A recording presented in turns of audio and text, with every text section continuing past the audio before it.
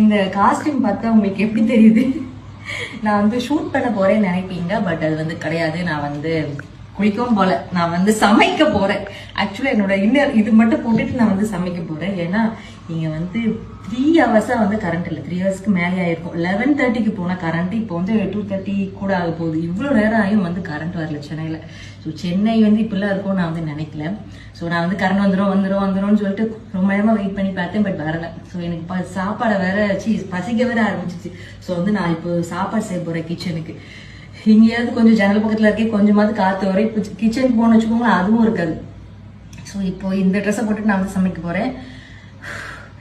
Current இல்லாதது எப்படி இருக்குல்ல, என்னால ஏத்துக்க முடியல. டெய்லி போயிட்டே இருக்குப்பா, இதே மாதிரிதான் இருக்கு கரண்ட்.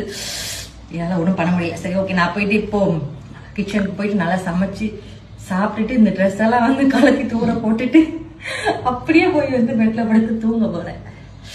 சென்னை